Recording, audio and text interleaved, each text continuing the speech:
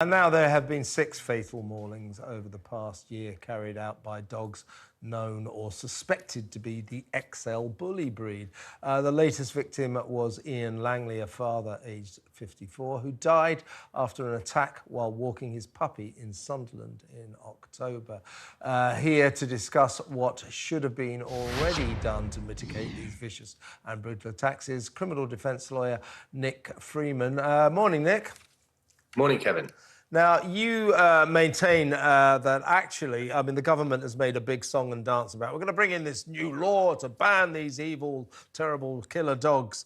Now, this was subsequent to their previous Dangerous Dogs Act, which sort of ludicrously brought in kind of Staffordshire Terriers, family dogs. It wasn't a particularly good act. But you say under the terms of that act, XL bully dogs were actually banned, so they're already banned. Is that what you're saying?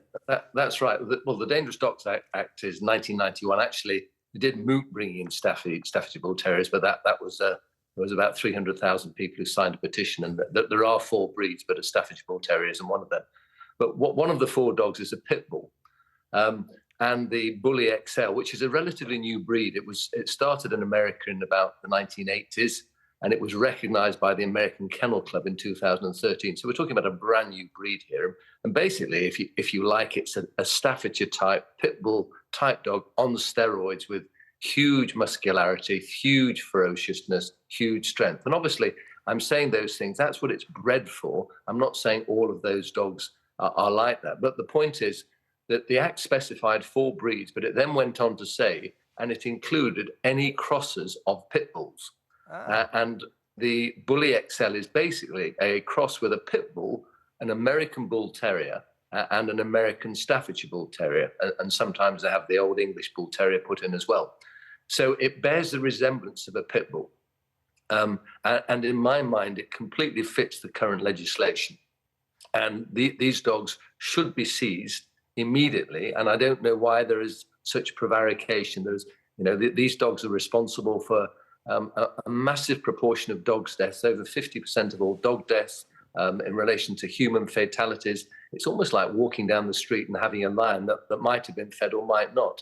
There's been 6 human fatalities in recent times, which is just utterly ridiculous. And then, of course, there are the attacks that fall short of fatality, which leave horrendous injuries. And the dogs are so strong that you just cannot handle them when they turn. And unfortunately, as is often the case, these dogs are owned by people who don't bring out the best qualities of them. They don't look after them properly. They're kept in cramped conditions, and they're taught to be aggressive. They're taught to be attack dogs. And of course, they escape from their insecure yard.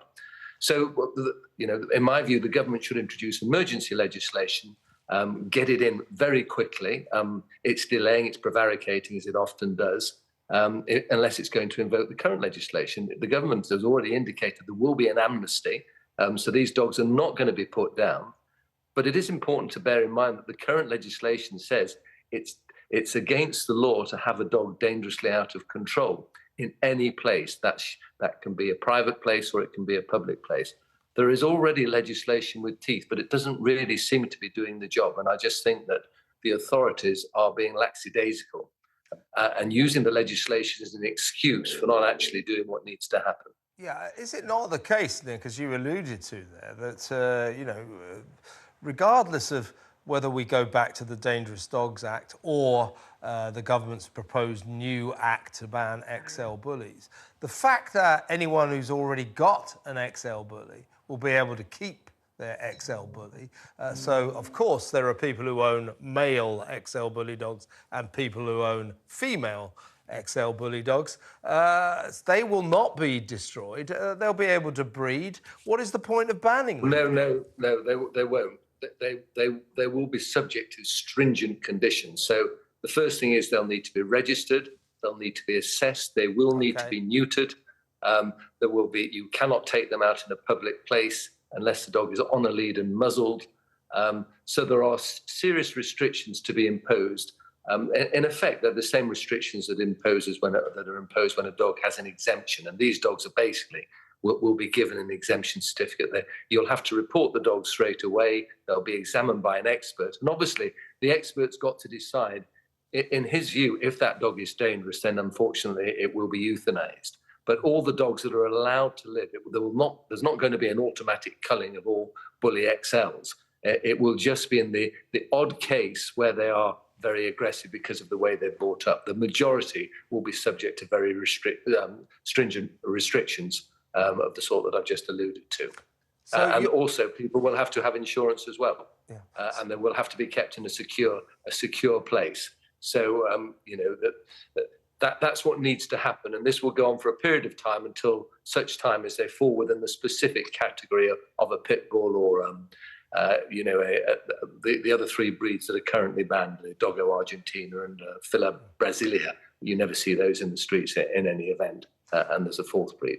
Yeah. Last question, Nick. I mean, your point is well made. There's a thing about dogs, though. It's a bit like drugs. Do you remember they kept changing the formula of drugs and therefore they weren't covered by the law? Well, you could do that with dogs. You can very quickly come up with a new breed that will be out of the realm of this act. So that's a problem as well, very quickly. Well, it's appearance that counts. And if the dog resembles a pit bull type, then it falls foul of the legislation. And that is currently the position, and they need to enforce that. And to me, that covers all eventualities.